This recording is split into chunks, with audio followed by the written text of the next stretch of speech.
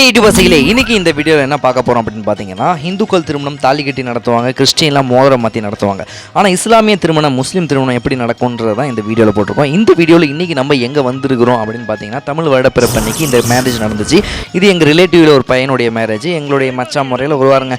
திருக்கலாச்சேரி அப்படிங்கிற ஊர், மயிலாடுதுறையிலேருந்து 25 கிலோமீட்டர் தள்ளி இருக்கக்கூடிய ஊருக்கு நாங்கள் மேரேஜுக்கு வந்திருந்தோம். ஸோ இந்த கல்யாணத்துடைய கான்செப்ட் முஸ்லீமில் என்ன அப்படின்னு பார்த்தீங்கன்னா, ஒரு ரிஜிஸ்டர் நோட்டில் நம்ம சைன் போடுற மாதிரி தான். நிறைய சினிமாவில் பார்த்துருப்பீங்க, லவ் மேரேஜ்லாம் வந்து ரிஜிஸ்டர் ஆஃபீஸில் போய் பண்ணுவாங்க. அங்கே சைன் போட்டு ரிஜிஸ்டர் சைன் போட்டுட்டாரு அப்படின்னா திருமணம் செல்லுபடி ஆகிடும். அதே மாதிரி தான், அதே கான்செப்ட்டில் தான் கவர்மெண்ட்டில் ஃபாலோ பண்ணுற கான்செப்ட் தான் 1700 வருஷத்துக்கு முன்னாடிலேருந்து நம்ம ஃபாலோ பண்ணிகிட்டு இருக்கோம்.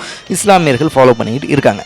ஓகே, இது என்ன கான்செப்ட்னு பார்த்தீங்கன்னா, இந்த ஊர், இந்த தெரு, இந்த இவருடைய தாத்தா வழியில் இவங்க பையன், அவருடைய பையன், தாத்தா பையன், அப்பா புள்ள 3 தலைமுறையை சொல்லி இந்த பையனுக்கும் அந்த சைடு இருக்கக்கூடியவங்களுக்கு 3 தலைமுறை சொல்லி இந்த பொண்ணுக்கும் திருமணம் அதாவது திருமணம் வந்து ரிஜிஸ்டர் பண்ணுறோம் அப்படின்னு சொல்லி சபையில் மைக்கில் வாசிச்சிருவாங்க. வாசித்ததுக்கு அப்புறமா அந்த கண்டென்ட்டு அப்படி நோட்டில் இருக்கும். அதை பார்த்துட்டு ஆணோ பெண்ணோ வந்து எனக்கு சம்மதம்னு 3 தடவை சொல்லுவாங்கங்க. சொல்லி முடிச்சதுக்கு அப்புறமா அந்த நோட் ரிஜிஸ்டரில் ஆணும், அதாவது மாப்பிள்ளையும் பொண்ணும் சைன் போட்டாங்க அப்படின்னா மேரேஜ் முடிஞ்சிருச்சு, நிக்கா முடிஞ்சிருச்சு. இதுக்கு பேர் தான் வந்து நிக்கா. இது பண்ணதுக்கு அப்புறமா இதுக்கு சாட்சி கையெழுத்தாக கவர்மெண்ட்டில் 2 சாட்சி கையெழுத்து போட்டால் போதும். ஆனால் இஸ்லாமிய முறைப்படி பார்த்தோம் அப்படின்னா, பொண்ணு சைடில் 10 பேரும் மாப்பிள்ளை சைடில் 10 பேரும் சாட்சி கையெழுத்து போடணும். அந்த சாட்சி கையெழுத்து போடுறவங்க அந்த ஜமாத்தாக இருக்க வேண்டும். இதுதான் இஸ்லாமிய திருமண முறைங்க. இது இல்லாமல் இது பார்த்து இந்த புக்கு தான் வந்து, இந்த புக்கில் 2 ஃபோட்டோ போட்டு இவங்களுக்கும் கல்யாணம் சொல்லி இங்கே சைன் போடுறாரு பார்த்தீங்களா, இதுதான் வந்து ஆக்சுவல் ரியல் கான்செப்ட்டுங்க. கவர்மெண்ட்லேயும் இதே மாதிரி தான் பண்ணுவாங்க. இஸ்லாமிய முறைப்படியுமே இது 1700 வருஷத்துக்கு முன்னாடிலேருந்து நம்ம இதான் பண்ணி இன்னும் இருக்கிறோங்க. அது இல்லாமல் ரைட் ஹேண்ட் சைடு வந்து சாட்சி கையெழுத்து போடுறவங்க சாட்சி கையெழுத்து போட்டு முடிச்சிருவாங்க. இதான் வந்து இஸ்லாமிய முறைப்படி பண்ணுறது. ஃபர்தராக இதுக்கப்புறம் நம்ம வேணும்னா கவர்மெண்ட் ரெஜிஸ்டர் ஆஃபீஸில் நம்ம ரெஜிஸ்டர் பண்ணியுமே நம்மளுடைய மேரேஜ் சர்டிஃபிகேட்டை டவுன்லோட் பண்ணிக்கலாம்.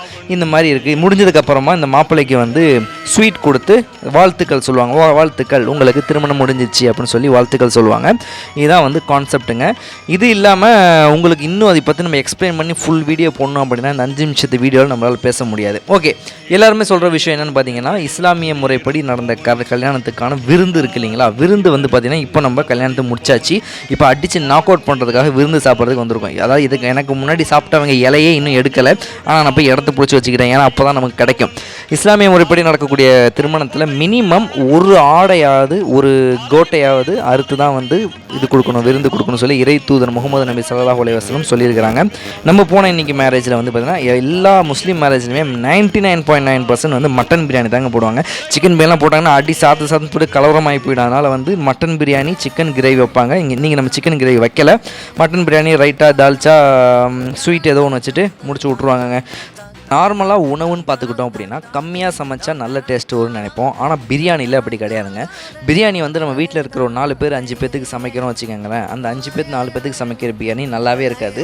அதே ஒரு 50 பேர் 100 பேர்னு சொல்லி லார்ஜ் குவான்டிட்டியை நம்ம பிரியாணி சமைக்கிறப்போ தான் வந்து அந்த பிரியாணியோட டேஸ்ட் வந்து பல மடங்கு இருக்கும். அது பிரியாணிக்கு மட்டும்தான் அந்த கான்செப்ட். வேறு நீங்கள் வெஜிடேரியனில் எது எடுத்துக்கிட்டாலுமே நீங்கள் பல்காக சமைச்சிங்கன்னா டேஸ்ட்டு குறையும். ஆனால் நான்வெஜ்ஜில் பிரியாணி மட்டும்தான் நீங்கள் பல்காக சமைக்கிறப்போ டேஸ்ட்டு கூடக்கூடிய ஒரு விஷயமாக இருக்கும்.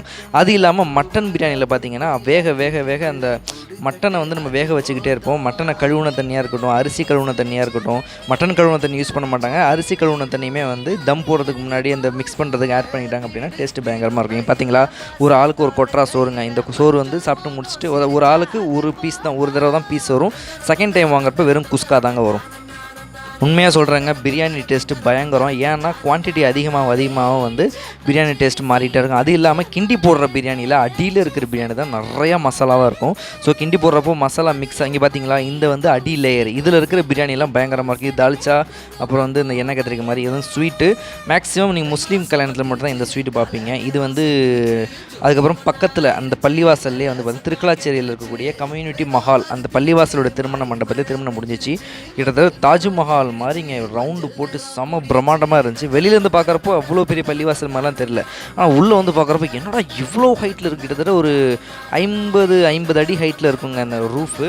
அது இல்லாமல் உள்ளுக்குள்ளே வந்து பார்த்திங்கன்னா இந்த தொழுவுறாங்க பார்த்தீங்களா, அந்த ஒரு ரோவில் 25 பேர்கிட்ட தொழுவலாம். கிட்டத்தட்ட அந்த உள்பள்ளியில் மட்டுமே ஒரு 850லேருந்து 900 பேர் வரைக்கும் தொழுவலாம். இது என்ன பள்ளின்னு பார்த்தீங்கன்னா திருக்கலாச்சேரியில் இருக்கக்கூடிய பெரிய பள்ளிவாசலுங்க. இந்த பள்ளிவாசல்லையே வந்து அட்டாச்சாக வந்து மேரேஜ் ஹால் இருக்கும். ஸோ முஸ்லீமில் இருக்கிறவங்க வந்து மேரேஜ் பண்ணுறாங்க அப்படின்னா அந்த மேரேஜ் ஹாலை யூஸ் பண்ணிக்கலாம். அதுக்கான வாடகையுமே ரொம்ப கம்மியாக தாங்க இருக்கும். பிரம்மாண்டமான பள்ளிவாசல். இதே மாதிரி பள்ளிவாசல் வந்து நான் எங்கே பார்த்துருக்கேன், ஐயம்பேட்டையில் பார்த்துருக்கேன். அதுக்கப்புறம் இவ்வளோ பெரிய பள்ளிவாசல் அடிக்கிற